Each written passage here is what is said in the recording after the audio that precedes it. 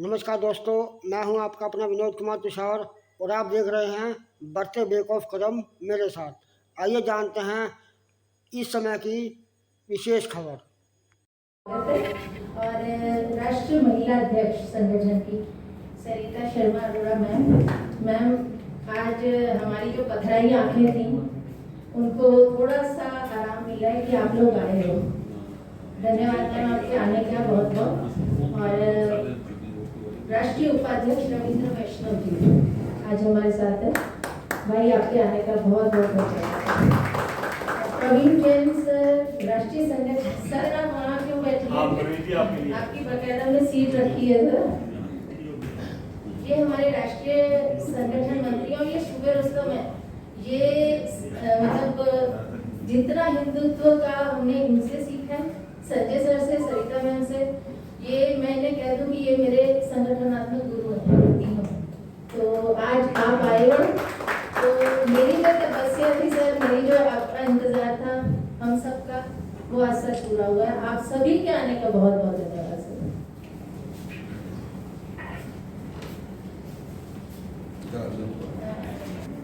एक बेटा रमन जी, मोनिका जी के साथ।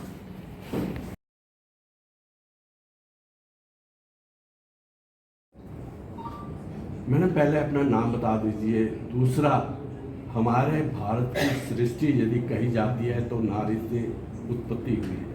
इस पर आपका क्या कहना है जो राष्ट्रीय हिंदू शक्ति संगठन करने जा रहे हैं? मेरा नाम सरिता शर्मा अरोड़ा है और मैं राष्ट्रीय अध्यक्ष हूँ महिला टीम की, राष्ट्रीय हिंदू शक्ति संगठन से। नारी से ही सृष्टि की उत्पत्ति हुई है और हमारे धर्म में नारी को हमेशा पूजनीय माना जाता है और कहते हैं कि यत्र नारी पूज्यन्ते तत्र रमन्ते देवता। तो पहले भारत जो श्रेष्ठ था, भारत जो दुनिया में पूजा जाता था, जब नारी की पूजा होती थी और नारी के नाम से ही उनके संतान का नाम लिया जाता था। देवकी नंदन है ना, तो यशोदा नंदन ऐसे करके सब लोग नाम देते थे, सीता राम राधे श्याम करके। तो नारी की स्थान बहुत ऊंचा था, बहुत पवित्र था और नारी से ही सृष्टि की रचना में उन्होंने पूरे संसार को पोषित किया है।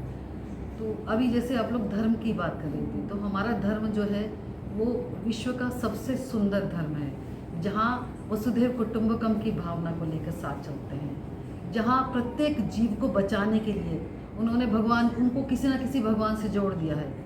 गणेश जी का वाहन चूहा, और जो कहते हैं कि चूहा हमेशा किसी अनाज को खराब करता है, मतलब आप यूं भी कह सकते हैं कि गणेश जी का चूहा हो गया तो भगवान शिव का सांप हो गया। एक दूसरे के दुश्मन है, एक दूसरे के दुश्मन।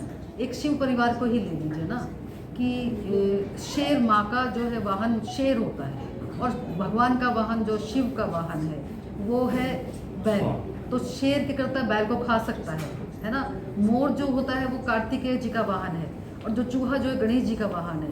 और तो सांप, मोर सांप को खा सकता है ना, तो सांप चूहे को खा सकता है। परंतु अगर हम सब सामंजस्य बना के रहें तो ये इकोसिस्टम है, पूरी सृष्टि एक दूसरे पर निर्भर है और इसी तरह से सृष्टि चलती है।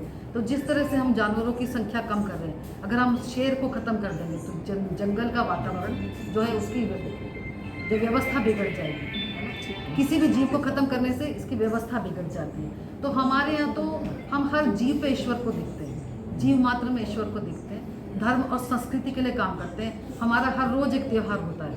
अभी भगवान अगर विष्णु सो गए तो शंकर भगवान जी आ जाते हैं संभालने के लिए, उसके बाद गणेश जी आ जाते हैं, गणेश उत्सव, उसके बाद देवी भगवती के नवरात्रे आ जाते हैं। तो इस तरह से हम लोग ने हर दिन को एक त्यौहार की तरह मनाने का और जीवन जीने का तरीका सिखाया है। मैडम मेरी एक क्वेश्चन, मेरी बात ये है, हिंदू धर्म बड़ा विशाल धर्म, इसको कई मिटाने वाले आए लेकिन खुद मिट कर चले, लेकिन सनातन नहीं। लेकिन सनातन मिटा कब है?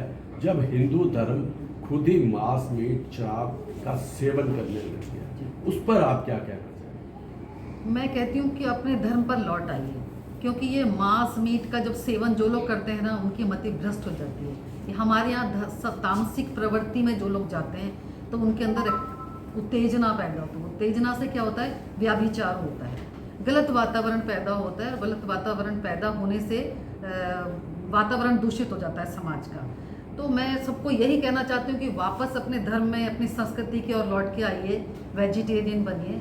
हमारे यहाँ बहुत तरह की दालें, सब्जियाँ, फूल, फल होते हैं, ईश्वर ने हमें दिए हैं, तो हमें उसको खा के स्वस्थ रहना चाहिए। और साइंस भी ये प्रूव कर चुका है कि मांसाहारी लोगों की अपेक्षा शाकाहारी लोग ज़्यादा स्वस्थ होते हैं। मेरा एक लास्ट क्वेश्चन। भगवान कृष्ण ने कहा था यशोदा मेरी माँ है और गौ माता भी मेरी माँ है, मैं एक समान इन्हें पूजता हूँ। लेकिन आज उसी गौ माता का निरादर हम लोग कर रहे हैं। इसमें सरकारें भी शामिल हैं, क्योंकि सरकारों ने इन पर बैन लगा दिया है।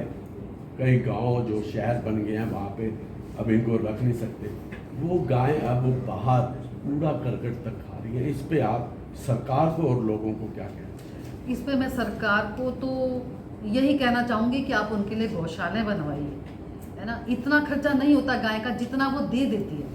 आज गौमूत्र से, गोबर से, अगर वो दूध भी नहीं देती है, दूध देती है तो बहुत ही सारी उसकी उपलब्धियां हैं, परंतु उससे भी हम लोग इतना करोड़ों का बिजनेस कर सकते हैं अगर हम करना चाहें तो, क्योंकि गाय हमेशा देती ही है, वो ऑक्सीजन दे रही है। सबसे बड़ी बात तो है कि इससे इंसान जिंदा रह सकता है। उसके अलावा उसमें जैसे मैंने बताया कि गौमूत्र, गोबर और बहुत सारी चीज़ें, आपको क्यों ना एक गौशाला बना के उसकी देख रेख करके उनके जीवन की भी रक्षा की जाए और समाज की भी भलाई की जाए। लोगों को ये कहना चाहूँ कि यदि आपको कहीं कोई गाय दिखाई देती है तो इस तरह से अगर सरकार के पास कोई भी गौशाला है तो आप लोग प्लीज़ उनको इन्फॉर्म कीजिए।